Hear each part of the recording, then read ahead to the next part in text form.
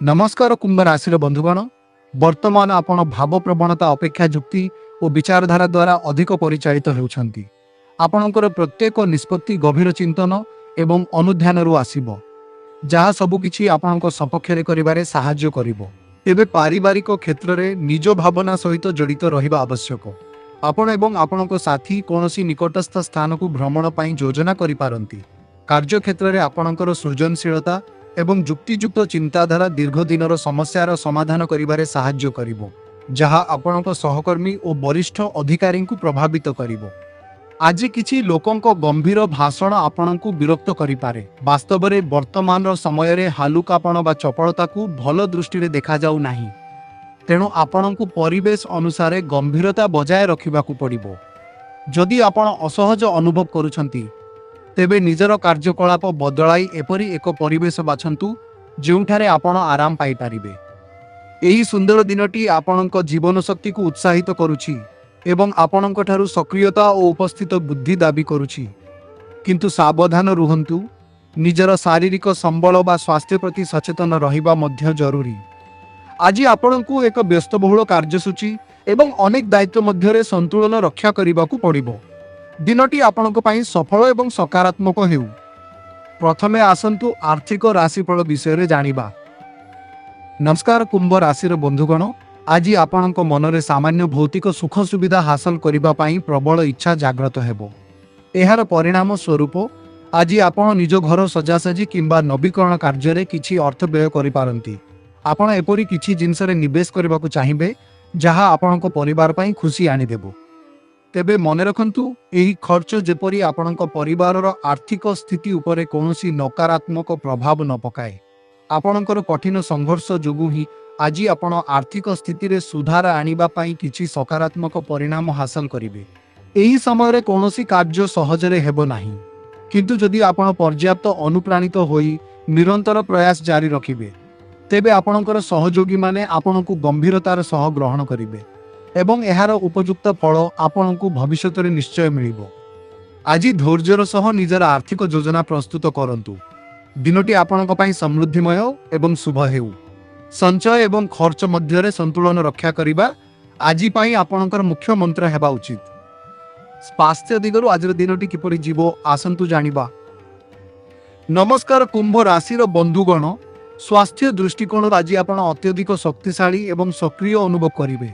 आपण ग्रहण करिथिबा नूतन खाद्य शैली एवं नियमित व्यायाम यह एक शुभ परिणाम। तेबे आज आपणकु जिम जीवा पाई सामान्य आलस्य अनुभव होई पारे, किंतु निजर लक्ष्य पथरु विच्युत हुअंतु नाही। कार्यव्यस्तता मध्यरे शरीर को पर्याप्त विश्राम देबाकू भूलंतु नाही, जहा द्वारा आपणक मानसिक और शारीरिक संतुलन बजाय रहिबो।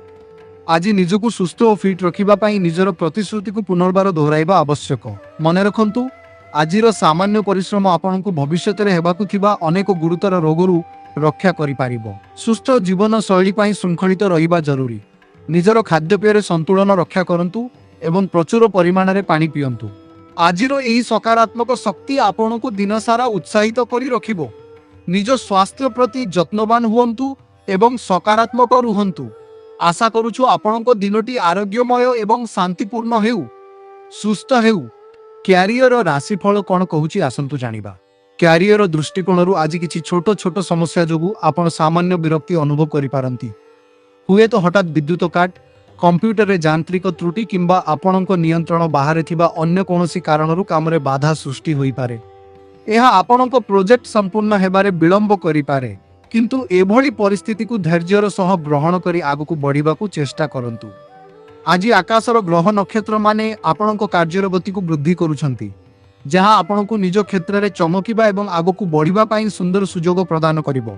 आपणकर एही वृत्तिगत उन्नति और सामाजिक सुधार आपणक द्वारा दिया जाउथिबा अतिरिक्त समय एवं बिना अभियोग करा जाउथिबा ओवर टाइम कार्य उपरे निर्भर करे। आज निज कार्यशैली रे सकारात्मकता रखंतु।